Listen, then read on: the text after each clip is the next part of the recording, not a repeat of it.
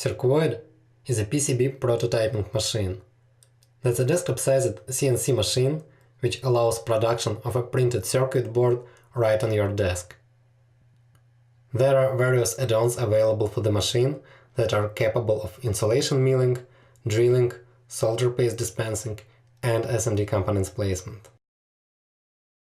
To demonstrate the capabilities of the machine, we will produce a PCB with an accelerometer, RGB LEDs, and an MCU, which will control the LEDs depending on which way the board is inclined.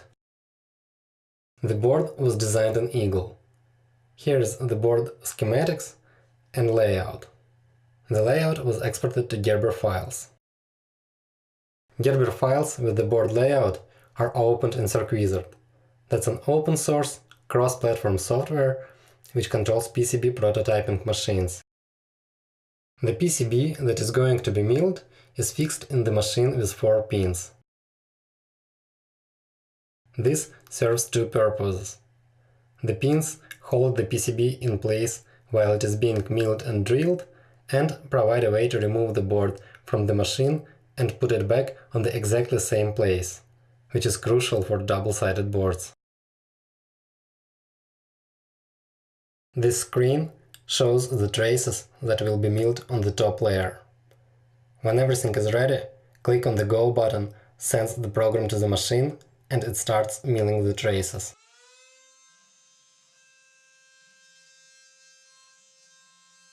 The tool follows the outline of every trace on the board and isolates it from surrounding copper. One by one, every trace is isolated. There are tools with different diameters. This one has a conical shape and its diameter is 0.2 mm at the tip and 0.5 at its widest part. It took slightly over 10 minutes to mill the top layer. Sometimes copper residues can be left on the traces. It can be seen on this board. Those can be removed with a very fine sandpaper. It needs to be really fine, otherwise the board will be scratched.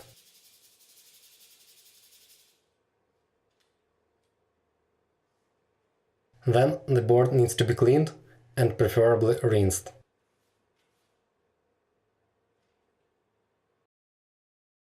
That's what it looks like after finishing and cleaning.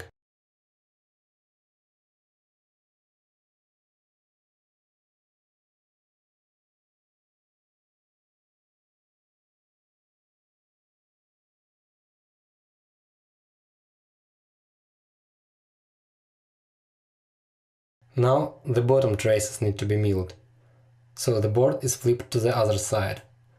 Because of the pins that hold the board and the machine, the software can automatically calculate the location of the traces, and there is no need to align anything manually.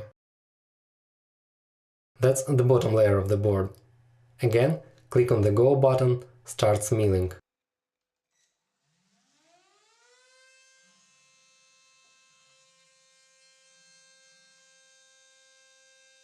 The operation is essentially the same as the previous one. There are less traces on the bottom layer, so milling will take something like a minute. We are using the same tool again, as there are no small traces here.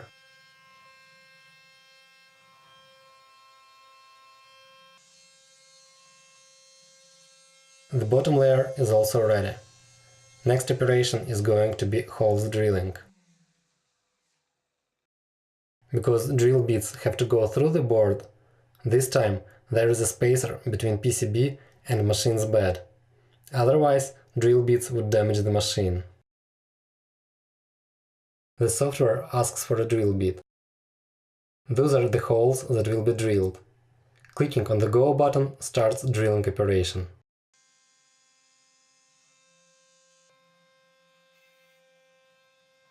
These are the holes for the vias connecting top and bottom layers of the board. They're drilled with 0.6 mm drill bit.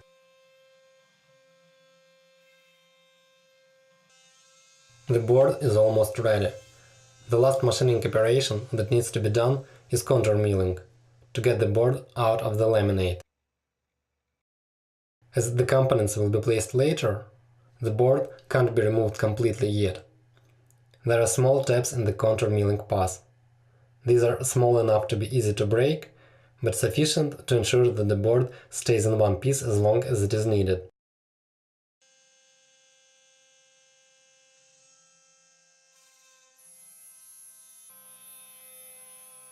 Contour milling is a dirty operation.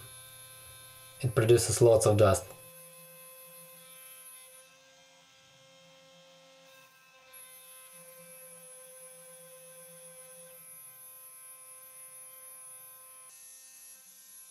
Now milling and drilling operations are finished.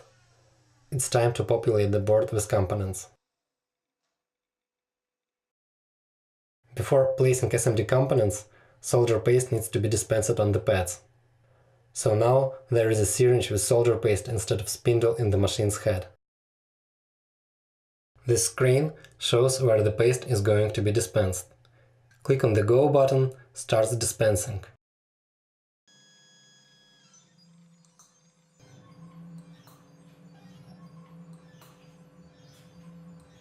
Sometimes a pad can be missed. It's not a big deal. We will fix it later.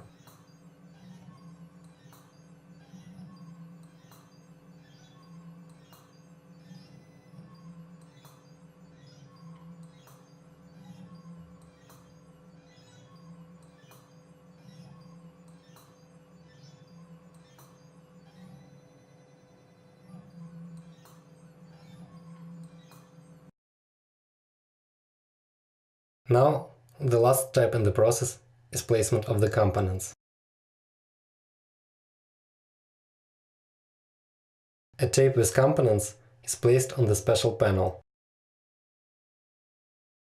The software has calculated the location of the component on the panel, so clicking Go to Pickup positions the machine's head above the component to be picked up. Click on the Pick Up button, instructs machine to pick an accelerometer from the tape. Then, Go to Target button makes the machine move the component to the location above its place on the board. The chip now needs to be lowered just above the board. This provides a better view of the alignment with the pads. If component is out of alignment, this can be corrected. Now it is ready to be placed.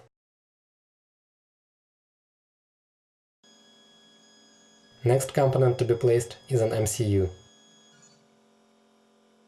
Again, the chip is lowered to check the alignment.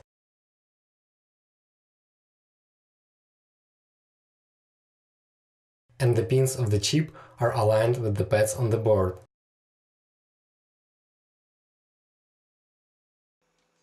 Now go current limiting resistors. This board uses resistors in 0603 package size.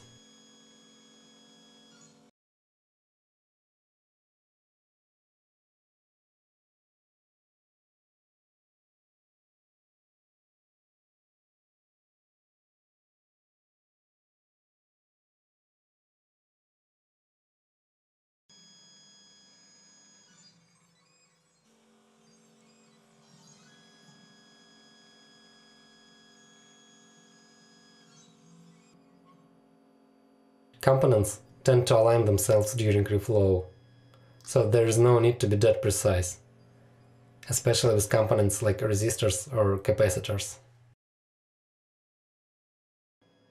There are 24 resistors of this nominal on the board, 3 per each LED.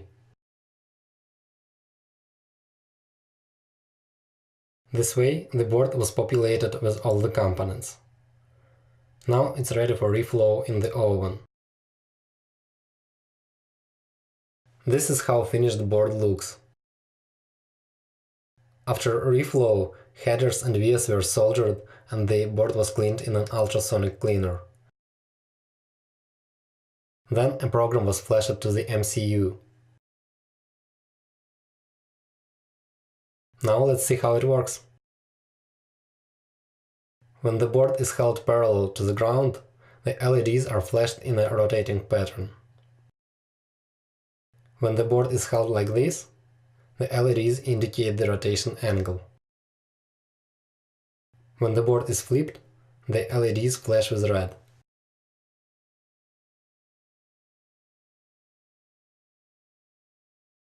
The machine featured in this video is available for sale at Cirqoid.com.